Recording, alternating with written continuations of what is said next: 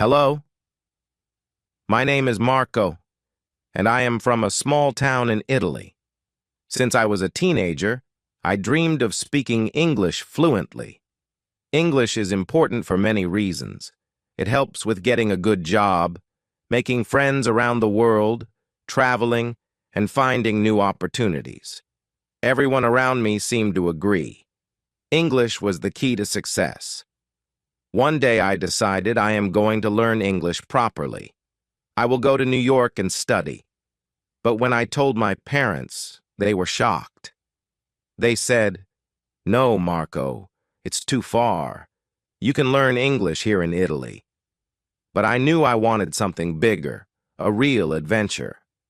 I wanted to be fully surrounded by English, so I didn't give up. I kept telling them, "This is my dream. I want to go. I need this for my future." Finally, after some time, they agreed. My heart felt like it was flying already. The day finally came to leave for New York, and I was both excited and nervous. It was my first time on a plane. As I packed my bag, my dad teased me, "Hey, Marco, maybe you'll find a nice American girlfriend." I laughed and said, "No, Dad, that's your job. I want an arranged marriage." We all laughed, but I could see a little sadness in my mom's eyes. I hugged her tightly and told her, "I will miss you. I promise to call every day." At the airport, everything felt new and a bit scary. There were so many people from different countries. I could hear people speaking different languages, and I thought, one day I will be able to speak English just like them. I found my seat on the plane by the window, and as we took off, I looked out and saw Italy disappearing beneath the clouds. My heart raced. I was really on my way to New York. When I landed in New York, it was like entering a new world. The city was huge, loud, and fast. People walked quickly, cars honked, and everyone spoke English at full speed. I felt like I was in a movie. I took a deep breath and thought, "This is it, Marco. This is where your dream begins." I joined an English program at a university. On my first day, I was nervous, but I met my teacher, Mr. Johnson. He smiled warmly and said, "Welcome, Marco. I'm excited to help you learn English." He spoke slowly and clearly, which made me feel calm. I could understand him a little, and that gave me confidence. I thought, maybe I can do this after all. In the beginning, it was difficult. Everyone around me spoke English fluently, and I struggled.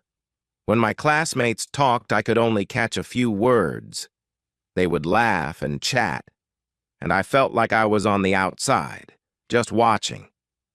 It was lonely sometimes, but I kept reminding myself, "You're here to learn. Don't give up." Mr. Johnson saw that I was struggling, so he gave me some advice.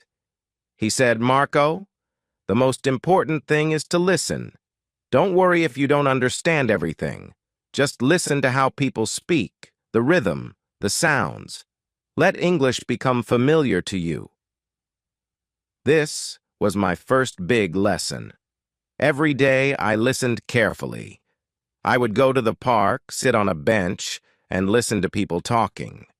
Sometimes I didn't understand, but I enjoyed listening anyway.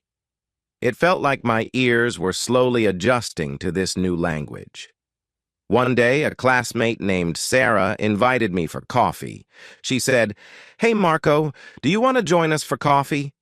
At first, I didn't understand what she meant by "join us," but I smiled and nodded. I thought, why not? That day, I learned that "join us" means to go with others. Sarah became my first friend, and from then on, I started feeling more comfortable. Mr. Johnson gave us many tips. He told us to carry a notebook and write down new words we heard each day. So every time I heard a new word, I wrote it down, looked it up later, and practiced saying it. Another tip was to think in English. At first I thought it was impossible. My thoughts naturally came in Italian, but Mr. Johnson said, "Start small, Marco. Try simple sentences like, I am hungry, or today is a good day." So, I tried. Each morning I would wake up and think, "Good morning, Marco." Slowly, my mind started accepting English words. One afternoon I went to a small coffee shop near the university. The barista asked, "What would you like?" My mind went blank, but then I remembered the words Mr. Johnson taught us. I replied, "I would like a coffee, please." The barista smiled and handed me my coffee. It was a small moment, but I felt proud. I had spoken English without fear. Every small step felt like a big victory. I was growing, little by little. I started to enjoy my life in New York, even if it was challenging. I knew this journey was just beginning, and even though I missed my family, I felt stronger with each passing day. I reminded myself, "You're here to learn, Marco. You're here to follow your dream." As the days went by in New York, I found myself learning something new about English every day. But let me tell you, it was not always easy. Some days felt like climbing a mountain, and other days felt like I was stuck, not moving forward at all. But I learned to celebrate small victories and not worry too much about mistakes. Mr. Johnson was not just a teacher. He was my guide and my biggest support in this journey. Each day, he would share new tips that helped me feel a little closer to becoming fluent. One of the most important tips he gave us was to practice speaking without worrying about mistakes. He told us, "Everyone makes mistakes, even native speakers. Don't be afraid. The more you speak, the more confident you will feel." So, I started practicing small sentences with my classmates and even with strangers. I would say things like, "Hello, how are you?" or, "Can you help me find this place?" Every time I spoke, I felt a little more comfortable. One of my biggest challenges was remembering new words. English has so many words, and I often felt lost. Mr. Johnson advised us to learn 5 new words every day. He said, "Write down the words, find their meanings, and use them in sentences." This tip was simple but powerful. I made it a habit. Every night, before going to bed, I wrote down 5 words I had learned that day. For example, if I learned the word adventure, I would write a sentence like, "This journey to New York is an adventure for me." Practicing with sentences made the words stick in my memory. Slowly, I started building my vocabulary. My pronunciation wasn't perfect, and I sometimes felt embarrassed. Mr. Johnson taught us a technique for improving it. He said, "Listen to native speakers and repeat after them. Try to copy the way they say words, even the way they move their mouth." So I started watching short videos of people speaking English and tried to mimic them. I also practiced in front of the mirror, repeating words and sounds. At first it felt strange, but I could feel my pronunciation improving. One day, I decided to go to a cafe and practice my English. I walked up to the counter confidently and said, "I would like a coffee, please." The barista smiled and asked, "What size?" I didn't understand what she meant. Size? I thought. I had never thought about the size of coffee before. I felt a bit nervous, so I just guessed and said, "Medium." The barista handed me a big coffee, much larger than what I was used to in Italy. I laughed to myself. It was a funny reminder that there were still so many things I didn't know about American culture. But I was learning, and every experience, even the funny ones, was teaching me something new. Mr. Johnson always said, "If you want to become fluent, start thinking in English." At first, this sounded impossible. My thoughts always came in Italian, but Mr. Johnson told us to start small, with simple thoughts like, I am hungry, or it is a sunny day. So each morning I made an effort to think small thoughts in English. When I walked around the city, I would think to myself, the weather is nice today, or I like this park. Slowly I noticed my mind starting to accept English words. It was like opening a door to a new world. English was no longer just a language I was learning. It was becoming part of my daily life. In the first few weeks, I was very shy about speaking English. I was scared people would laugh at my accent or not understand me. One day, Mr. Johnson noticed I was quiet in class and asked me, "Marco, are you nervous about speaking English?" I nodded, and he gave me advice that changed my perspective. He said, "Remember, Marco, every single person in this class is learning. Nobody is perfect. And in life, people admire confidence. When you speak, speak with confidence, even if you're not sure. People will respect that." From that day, I decided to be brave. I didn't let my mistakes stop me. When I spoke, I tried to speak with confidence. Sometimes I said things wrong, but I noticed that people were kind and patient. They appreciated my effort, and this gave me more courage. One day in class, Mr. Johnson organized a discussion. He asked us, "Why do you think English is important for your future?" We all shared our answers. Some classmates said they wanted to get good jobs. Others said they wanted to travel. When it was my turn, I thought for a moment and then said, "For me, learning English is not just about a job. It's about connecting with the world.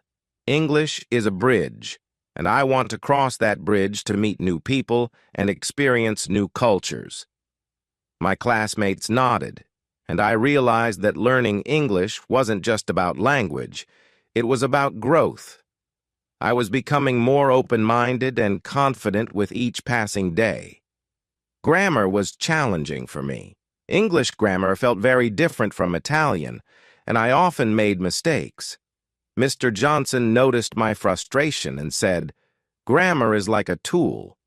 You don't need to be perfect at it right away. Focus on learning the basics, like forming sentences, using the right tense, and making simple sentences." He gave us a tip to practice. Write one short paragraph every day. So I started writing about my day in English every night. I would write things like, "Today I went to the park. I met a new friend.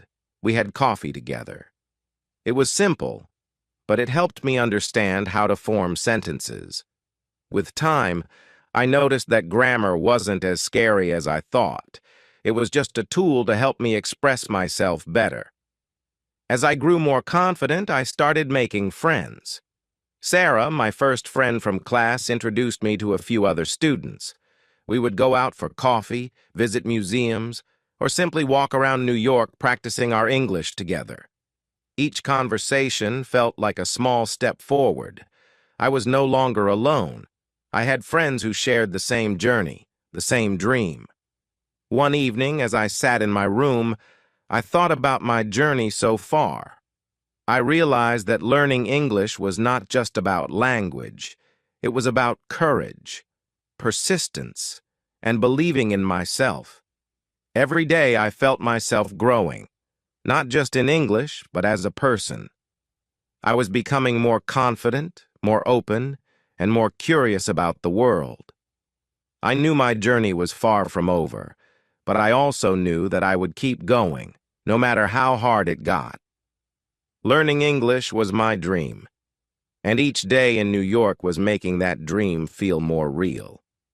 As time passed, I felt myself growing more comfortable in New York.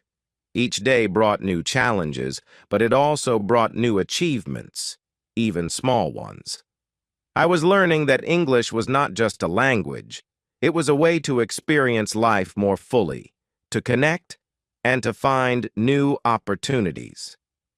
One day, Mr. Johnson began class with a question. He asked, "What would you do if you could speak perfect English right now?" It was a surprising question. I thought for a moment, and then I answered, I think I would be less afraid to meet new people. I could travel anywhere without feeling nervous. I would feel free. Mr. Johnson nodded and said, You know, Marco, fluency isn't just about speaking perfectly. It's about confidence. It's about being brave enough to try, even when you're unsure. That's true fluency. His words stayed with me. From that day, I tried to speak more confidently, even when I wasn't sure about my grammar or pronunciation, and I noticed something amazing. People responded to my confidence. They listened to me, helped me, and encouraged me. Mr. Johnson suggested I join the university's English club. I was nervous at first. What if I don't understand everything? What if people laugh at my accent? I asked myself. But I decided to give it a try. On my first day, I walked in and saw students from all over the world. They were from Brazil, China, Germany, Japan, each one learning English, just like me. Suddenly, I didn't feel so alone. We were all facing the same struggles, and we were all there to help each other. In the English club, we played games, had debates, and even shared stories about our countries. I shared stories about Italy, about the food, the beautiful cities, and my family. And in return, I learned about cultures from around the world. We laughed together, sometimes struggled to find the right words, but always supported each other. It was like a little family. In the English club, I met Alex, a friendly guy from Canada who was studying psychology. He had a natural way of explaining things that made English easier to understand. He told me, Marco, learning English isn't about being perfect. It's about expressing yourself. We started hanging out more often. Alex became my conversation partner. We would go to cafes, talk about our lives, our dreams, and even our fears. Every time we met, I learned new words and phrases. He taught me slang words like cool and awesome, and even some expressions that Americans use. Talking with Alex made me feel more confident because he always encouraged me and never made me feel judged. One day, Mr. Johnson announced that our class would have a public speaking challenge. Each of us had to prepare a short speech in English and present it in front of the class. My heart started beating fast. Speaking in front of people was my biggest fear. At first, I wanted to find an excuse to skip that day. But then I remembered why I had come to New York. I didn't want to run away from challenges anymore. With Alex's help, I prepared my speech. I decided to talk about my journey, about leaving Italy, moving to New York, and all the things I had learned so far. Alex listened to me practice and gave me tips. He said, Marco, just be yourself. People want to hear your story. Finally, the day arrived. When it was my turn, I stood in front of the class. My hands were shaking and I felt my heart pounding, but I took a deep breath and started speaking. Hello, everyone. My name is Marco, and I am from Italy. I came to New York to learn English, to make new friends, and to explore a new world. At first, I was scared. I couldn't understand people, and I felt lost. But every day, I learned something new. And today, I am proud to say that I am not afraid anymore. As I finished my speech, the class clapped, and I felt a rush of happiness. I had done it. I had faced my biggest fear and survived. More than that, I felt free from the fear that had held me back for so long. After my speech, Mr. Johnson shared more advice with the class. He said, If you want to speak fluently, remember these 3 things. Practice every day, listen more than you speak, and never stop learning. He encouraged us to watch English movies, listen to English songs, and even read simple books. I started watching short English shows and movies. At first, I used subtitles, but over time, I began understanding without them. It felt like a small victory each time I understood a whole sentence without help.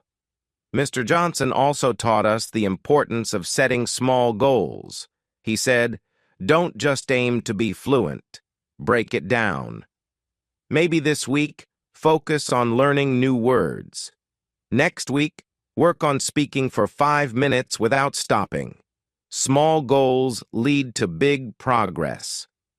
Following his advice, I made weekly goals. Some weeks, I focused on pronunciation. Other weeks, I tried to learn new vocabulary. I celebrated every small success, knowing it was bringing me closer to my goal. Living in New York was not always easy. Sometimes I felt homesick, missing my family, the food, and the familiar sounds of Italy. But every time I felt down, I reminded myself why I was here. I was here to grow, to learn, and to create a new path for myself. I began to see challenges as learning opportunities. For example, once I got lost in the subway and didn't know how to ask for directions. But I took a deep breath, asked a passerby, and managed to find my way. Each experience made me a little braver. One evening, as I sat in my room, I thought about how far I had come. When I arrived in New York, English felt like a tall wall I couldn't climb. Now it felt like an open road with endless possibilities. I had friends, a support system, and the confidence to keep moving forward. I realized that learning English was not just about words and grammar. It was about overcoming fears, making friends, and believing in myself. Every mistake, every difficult day had shaped me into a stronger person. I continued my English studies in New York. I realized that my journey was just beginning. The more I learned, the more opportunities appeared, and I felt excited about the future.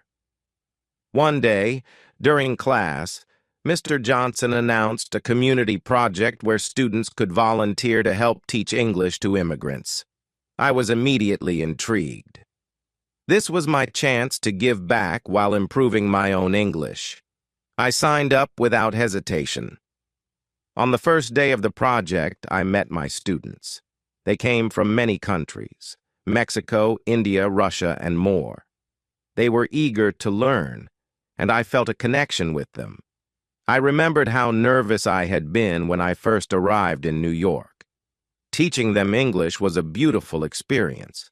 I prepared simple lessons, focusing on everyday conversations, vocabulary, and pronunciation. I realized that teaching others helped me reinforce my own skills. Each time I explained a word or a phrase, I grew more confident in my own understanding of the language. One of my students was a woman named Maria from Mexico.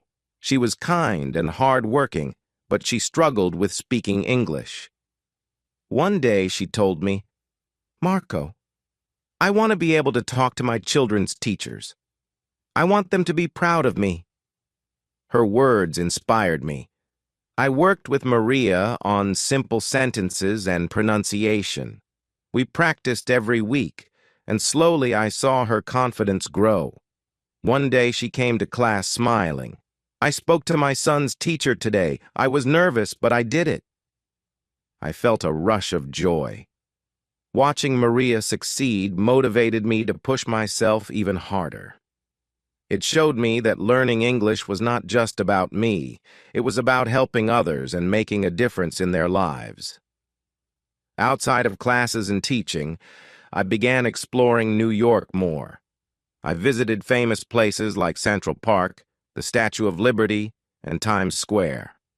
I loved the energy of the city, the mix of cultures, and the diversity of people.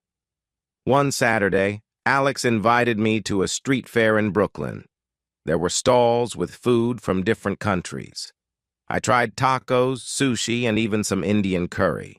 While I ate, I practiced my English by talking to the vendors. I asked them questions about their food, where they were from, and how they learned to cook. Each conversation helped me improve my speaking skills. At the fair, I also met people from different backgrounds. I made friends with a girl named Priya who was studying fashion. She invited me to a fashion show she was working on. I had never experienced anything like it before. I watched as models walked the runway, and I listened to the conversations around me. It was a chance to see English used in a different context, and I loved it. As I became more confident in my English, I heard about a debate competition at the university. At first, I hesitated. What if I make mistakes? I thought. But then I remembered Mr. Johnson's words about facing fears. I decided to join the competition. Preparing for the debate was challenging. I had to research my topic and learn how to argue my points effectively. I worked late into the night, practicing my speech in front of the mirror. I could feel my heart racing as the day of the competition approached. When the day arrived, I felt a mix of excitement and nerves. I took a deep breath and stepped onto the stage. As I started speaking, I felt my confidence grow. I focused on my message and my passion for the topic. When I finished, I received applause, and my heart soared. I didn't win, but I had done it. I had spoken in front of a large audience, and it felt amazing. After the debate, I realized the importance of reading in improving my English. I started visiting the local library. I chose books that interested me, stories about travel, adventure, and friendship. I found that reading helped me understand sentence structures and expand my vocabulary. One book that captivated me was The Alchemist by Paulo Coelho. It told the story of a young shepherd who followed his dreams. As I read, I felt a connection to the character's journey. Just like him, I was following my own dreams in a foreign land. I made it a habit to read a little every day, and I noticed my comprehension improved. I began to understand more of what I read and could express my thoughts better. In this digital age, technology became my best friend in learning English. I discovered language exchange apps where I could chat with native speakers. I met people from the USA, Canada, and the UK, and we helped each other learn. Through video calls, I practiced speaking in real time. I felt the fear fading away. I learned idioms, phrases, and slang that I wouldn't find in textbooks. Each conversation opened a new door to understanding the culture and language. One night, I chatted with a girl named Emily who was studying biology. We talked for hours about our dreams and experiences. She said, "Don't be afraid to make mistakes. They are part of learning." Her encouragement fueled my determination to keep improving. As I continued volunteering and participating in events, I started to feel a sense of belonging. I attended cultural events, workshops, and even a cooking class. I learned how to make traditional dishes from different countries and shared my own Italian recipes. I organized a potluck dinner with my friends from the English Club. Everyone brought a dish from their culture, and we shared stories about our countries. It was a beautiful evening filled with laughter, food, and friendship. Looking back, I was amazed at how much I had grown. The nervous boy who had arrived in New York was now a confident man, speaking English and building relationships. I realized that every challenge had shaped me, and every moment of fear had turned into a moment of strength. I was more than just a student learning a language. I was a part of a vibrant community. Each friend I made, each lesson I learned, and each experience I had brought me closer to my goal. As the semester progressed, the excitement in my English class was palpable. Our final exams were approaching, and the air buzzed with a mix of anxiety and determination. I felt a sense of urgency to prove not just to my teachers, but to myself, how far I had come. Mr. Johnson organized a special review session to help us prepare. He gathered us in the classroom, filled with bright posters and inspiring quotes. "This is your chance to show what you've learned," he said. "Remember, it's not just about the grades. It's about growth and understanding." I sat at the front, eager to absorb every word. My classmates were just as excited, sharing tips and encouraging one another. We practiced speaking and writing together, each person contributing their strengths. As we worked, I realized how much I had grown.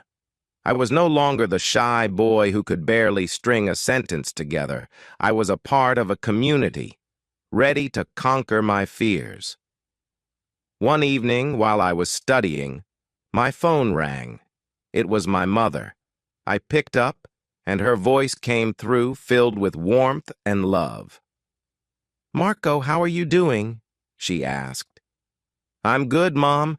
Studying for the final exam. I'm a little nervous," I replied. "Remember what you've achieved, my son. You've come so far. We are proud of you," she said, her voice filled with emotion. "Your father and I always believed you could do it." Hearing my mother's encouragement gave me goosebumps. I felt a surge of determination. I wanted to make them proud, to show them that their support had made all the difference. The night before the exam, I couldn't sleep. I lay in bed, thoughts racing through my mind. I remembered all the challenges I had faced, the language barrier, the fear of speaking, the moments of doubt. But I also remembered the smiles of my friends, the warmth of my teacher's encouragement, and the joy of every little victory. I got up and went to the window. The city lights sparkled like stars. I took a deep breath and whispered to myself, "I can do this." In that moment, I made a promise. No matter what happened in the exam, I would keep learning and growing. The day of the exam arrived. I walked into the classroom, my heart pounding. The room was filled with students, all ready to face the challenge. Mr. Johnson smiled at us, his eyes full of confidence. "You've worked hard, and you're ready. Just remember to breathe and trust yourselves." As I sat at my desk, I opened the exam paper. Questions filled the pages, testing my reading, writing, and speaking skills. I focused on each question, recalling everything I had learned. My fingers flew across the pages as I wrote. I poured my heart into each answer, determined to show my progress. Halfway through the exam, something unexpected happened. I glanced at my watch and realized I had lost track of time. Panic set in. But then I remembered the breathing exercises Mr. Johnson taught us. I closed my eyes for a moment, inhaling deeply, and exhaled slowly. I felt the tension fade away. With renewed focus, I tackled the remaining questions. I thought of Maria, Priya, and all my classmates. We were in this together, and I knew we could support each other even if we were miles apart. After what felt like an eternity, the exam was over. I walked out of the classroom, my heart racing. I had done my best, and that was all I could ask of myself. A week later, the results were announced. As I entered the classroom, I felt a mix of excitement and anxiety. Mr. Johnson stood at the front, holding the papers. He began reading names and scores.